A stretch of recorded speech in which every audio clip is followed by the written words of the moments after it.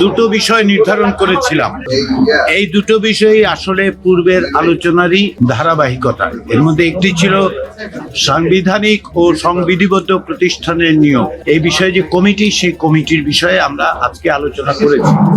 যেটা হয়েছে, আপনারা জানেন যে জাতীয় ঐকমত্য কমিশনের পক্ষ থেকে জাতীয় সাংবিধানিক কাউন্সিলের প্রস্তাব করা হয়েছিল। সেই কাউন্সিলের প্রস্তাবের পর বিভিন্ন রকম আলোচনায় রাজনৈতিক দলগুলোর পক্ষ থেকে সমর্থনের ক্ষেত্রে দেখা গেছে যে অনেকে এটা সমর্থন করতে পারছেন না, তাদের কিছু কিছু আপত্তি আছে। সেই পরিপ্রেক্ষিতে জাতীয় ঐকমত্য কমিশনের পক্ষ থেকে আমরা সাংবিধানিক ও সংবিধিবদ্ধ প্রতিষ্ঠানের নিয়োগ কমিটি বলে একটি নতুন প্রস্তাব দিয়েছিলাম, যেখানে এনসিসির যে সমস্ত দায় দায়িত্ব ছিল তা অনেকটাই সীমিত করা হয়, কাঠামোগত পরিবর্তন করা হয় এবং এর দায়িত্বের পরিধিটাও সীমিত করে ফেলা হয়। আমরা যখন এর কাঠামোগত প্রস্তাবটা দিয়েছিলাম, তখন এমনকি যারা এই ধরনের প্রস্তাবকে স্বাগত জানিয়েছিলেন তারাও আরো বিস্তারিত জানতে চেয়েছিলেন। তারই পরিপ্রেক্ষিতে আজকে আমরা জাতীয় ঐকমত্য কমিশনের পক্ষ থেকে এর বিস্তারিত উপস্থাপন করেছিলাম, যে শুধুমাত্র কাঠামোগত দিক না, বিশেষ করে কার্যপরিধির প্রশ্ন। আমরা বলেছিলাম যে এখানে সুনির্দিষ্টভাবে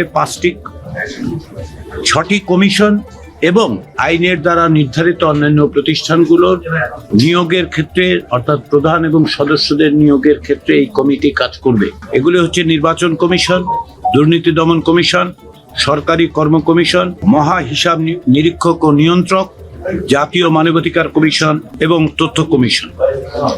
জাতীয় ঐকমত্য কমিশন মনে করে যে এই কমিশনগুলো অত্যন্ত গুরুত্বপূর্ণ এবং এগুলো দেশে একটি জবাবদিহিমূলক রাষ্ট্র প্রতিষ্ঠার ক্ষেত্রে অত্যন্ত গুরুত্বপূর্ণ ভূমিকা পালন করে। সেই বিবেচনায় এই কমিশনের কথা বলা হয়েছিল। আমরা কাঠামোগত দিক থেকে সংবিধান, এই কমিটি যখন সংসদ বহাল থাকবে তখন কিভাবে পরিচালিত হবে সেটা আমরা বলেছিলাম। তার মধ্যে ছিল যে প্রধানমন্ত্রী, স্পিকার এবং যদি উচ্চকক্ষ প্রতিষ্ঠিত হয় তবে সেই উচ্চকক্ষের স্পিকার, বিরোধী দলের নেতা এবং প্রধান বিরোধী দল ব্যতীত অন্য বিরোধী দল সমূহের নির্বাচিত একজন প্রতিনিধি। এনসিসিতে আমাদের প্রস্তাব ছিল রাষ্ট্রপতি এবং প্রধান বিচারপতির অন্তর্ভুক্তি। সেটা যেহেতু রাজনৈতিক দলগুলোর অধিকাংশের কাছে গ্রহণযোগ্য মনে হয়নি, সেজন্য জাতীয় ঐকমত্য কমিশন সেখান থেকে সরে এসে আমরা প্রস্তাব দিয়েছিলাম যে রাষ্ট্রপতির একজন প্রতিনিধি, সেটাও আমরা সুনির্দিষ্ট করেছি। আমরা বলেছি যে সংসদের সদস্য নির্বাচিত হবার যোগ্যতা সম্পন্ন কোনো ব্যক্তি, প্রজাতন্ত্রের কর্মে নিযুক্ত নহেন এমন ব্যক্তি এবং মনোনয়নের পূর্বে 10 বছর কোনো রাজনৈতিক দলের বা উহার অঙ্গ সংগঠনের সদস্য নহেন এমন কোনো ব্যক্তি একজন প্রতিনিধি হিসেবে রাষ্ট্রপতি পাঠাতে পারবেন। প্রধান বিচারপতির ক্ষেত্রে আমরা প্রস্তাব দিয়েছি যে প্রধান বিচারপতি কর্তৃক মনোনীত আপিল বিভাগের একজন বিচারপতি। কাঠামোগত দিক থেকে এটাই আমরা প্রস্তাব করেছি এবং আমরা বলেছিলাম যে নিম্নকক্ষের স্পিকার এতে সভাপতিত্ব করবেন। এগুলো নিয়ে আলোচনা হয়েছে। এর মধ্যে একটি বিষয় যেটা এসছে সেটা হচ্ছে যে যখন সংসদ বহাল থাকবে না, অর্থাৎ তত্ত্বাবধায়ক সরকার ব্যবস্থা যখন থাকবে, সেটা আমরা যে নামেই বলি, তখন কি হবে। আমাদের পক্ষ থেকে একটা প্রস্তাব ছিল যে এটা অব্যাহত রাখার, যে এই কমিটি সামান্য পরিবর্তন করে, অর্থাৎ অন্যান্য বিরোধী দলের যে প্রতিনিধি তার পরিবর্তে আমরা বলেছিলাম যে উপদেষ্টা পরিষদ বা যাই হোক তার একজন প্রতিনিধি থাকবে। কিন্তু আলাপ আলোচনায় যেটা স্পষ্ট হয়েছে যে অধিকাংশ রাজনৈতিক দল যারা এমনকি এই কাঠামোর সমর্থন করেন, তারাও মনে করেছেন যে তত্ত্বাবধায়ক সরকার যখন থাকবে তখন এই কমিটি বহাল রাখার কোনো কারণ নেই, তারা সেটা সমর্থন করছেন না। ফলে প্রশ্ন উঠেছে যে ওই সময় নির্বাচন কমিশনের নিয়োগের বিষয়টা কিভাবে বিবেচিত হবে। সেটার আলোচনার পরিপ্রেক্ষিতে অনেকেই প্রস্তাব করেছেন যে এটি তত্ত্বাবধায়ক সরকারের হাতে সীমিতভাবে অর্পণ করা যায়। শুধুমাত্র এটি, অন্য কমিশনগুলোর ক্ষেত্রে নয়, কিন্তু অন্য কোনো কমিশনের নিয়োগের তত্ত্বাবধায়ক সরকারের কোনো অধিকার থাকবে না। এই বিষয়গুলোতেই আলোচনা হয়েছে এবং কিছু কিছু প্রস্তাব এসেছে সংশোধনের। যেমন ধরুন, সুপারিশ যেটা করা হবে সেটা দুজনের নাম যাবে না, একজনের। অধিকাংশের মত হচ্ছে যদি এরকম কাঠামো তৈরি হয় এবং এই কমিটি একজনের নামই সুপারিশ করবে রাষ্ট্রপতির কাছে। ফলে এই সমস্ত আলোচনার পরিপ্রেক্ষিতে আমরা যেটা বুঝতে পারছি যে এই ধরনের একটি কাঠামোর ব্যাপারে সংখ্যাগরিষ্ঠ দলের সমর্থন আছে, কিন্তু কাঠামোগত প্রশ্নগুলোকে আরেকটু সুস্পষ্ট করা দরকার, আরেকটু আলোচনার প্রয়োজন আছে। আমরা সেজন্য যে সমস্ত দল এখন পর্যন্ত এই ধরনের প্রস্তাবে সম্মত হচ্ছে না, আমরা কমিশনের পক্ষ থেকে তাদেরকে অনুরোধ করেছি যে এখন তারা পুনর্বিবেচনা করতে পারেন কিনা, বিশেষ করে প্রস্তাবিত বিভিন্ন সংশোধনের পর।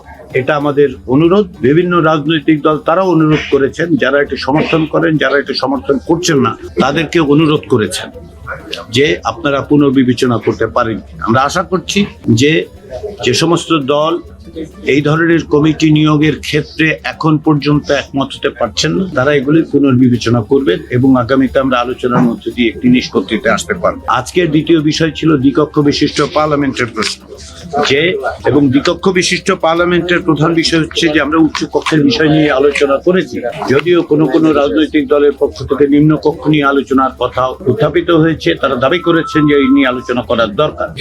কিন্তু আমাদের পক্ষ থেকে যেহেতু আলোচ্য সূচি হিসেবে উচ্চ কক্ষের বিষয় ছিল, সেখানে তিনটি বিষয় আসলে সুস্পষ্ট হয়েছে। প্রথমত, অধিকাংশ দল নীতিগতভাবে দ্বিকক্ষ বিশিষ্ট সংসদ প্রতিষ্ঠার পক্ষে, কিছু কিছু দল বিভিন্ন কারণে সামান্য আপত্তি করছেন, কিন্তু সেটা কতটা নীতিগত সেটা এখন পর্যন্ত স্পষ্ট নয়। তবে আবারও বলি, অধিকাংশ দল নীতিগতভাবে দ্বিকক্ষ বিশিষ্ট সংসদ প্রতিষ্ঠার পক্ষে। নির্বাচনের প্রক্রিয়া নিয়ে আলোচনা হয়েছে, সেখানে নির্বাচন প্রক্রিয়া হিসেবে প্রাপ্ত ভোটের ভিত্তিতে সংখ্যানুপাতে করার ব্যাপারে অধিকাংশ দল মত দিয়েছেন, তবে কোনো কোনো দল এ ব্যাপারে সুস্পষ্ট আপত্তি জানিয়েছে। তৃতীয় যেটা, সেটা হচ্ছে কার্যকর একটি উচ্চ কক্ষের জন্য এর কার্যপরিধি নির্ধারণ করার ক্ষেত্রে সংবিধান সংস্কার কমিশনের প্রস্তাবের বাইরেও কিছু কিছু জিনিস যুক্ত করার কথা বলা হয়েছে। আমরা বিভিন্ন রকম প্রস্তাব ওই আলোচনায় এসছে, সেগুলো আমরা আলোচনা করেছি। এর কিছু কিছু বিস্তারিত আপনারা পরবর্তী সময় দেখতে পাবেন হয়তো অন্যান্য রাজনৈতিক দলের কাছে। কিন্তু আমাদের বক্তব্যটা হচ্ছে এই যে আমরা মনে করছি যে যেহেতু উচ্চকক্ষ বা দ্বিকক্ষ বিশিষ্ট পার্লামেন্ট তৈরি করার ক্ষেত্রে, আইনসভা তৈরির ক্ষেত্রে নীতিগত একমত আছে, প্রতিনিধিত্বের বিষয়টা আমরা ভবিষ্যতে আশা করি সমাধান করতে পারবো। এবং যে সমস্ত দলের পক্ষ থেকে এই নিয়ে আপত্তি আছে, তারা এগুলো আজকের আলোচনার পরে কয়েকটি দল, বিশেষ করে একটি দল আমাদেরকে বলেছেন যে তারা এটা নিয়ে আলোচনা করবে, ফিরে গিয়ে যে সমস্ত আলোচনার মধ্যে উঠেছে আজকে। ফলে আজকের অগ্রগতির দিক যেটা, সেটা হচ্ছে আমি আগেও যেটা বলেছি, প্রতিদিনই বিশেষ অগ্রগতি অর্জন করা যাবে সেটা মনে করার কোনো কারণ নেই। আমাদের দিক থেকে আমাদের চেষ্টাটা অব্যাহত আছে। জুলাইয়ের মধ্যে আমরা একটি সনদ তৈরি করতে চাই, আমরা এই ব্যাপারে প্রতিশ্রুতিবদ্ধ। আমি আজকে সকালে রাজনৈতিক দলগুলোর কাছে অনুরোধ জানিয়েছি যে আপনারা সকলে মিলে গত বছরের জুলাই মাসে যেমন একটি পতাকার তলে সমবেত হয়েছিলেন, যেখানে কোনো দলের বিষয় ছিল না, রাষ্ট্রের বিষয় ছিল, জনগণের বিষয় ছিল, দেশের বিষয় ছিল। আমরা আশা করছি সেই জায়গার থেকে, সেই চেতনার থেকে, সেই আগ্রহ থেকে, সেই কমিটমেন্টের জায়গা থেকে রাজনৈতিক দলগুলো আরেকটু বেশি অগ্রসর হবেন আগামী দিনগুলোতে। আমরা সেই চেষ্টা অব্যাহত রেখেছি।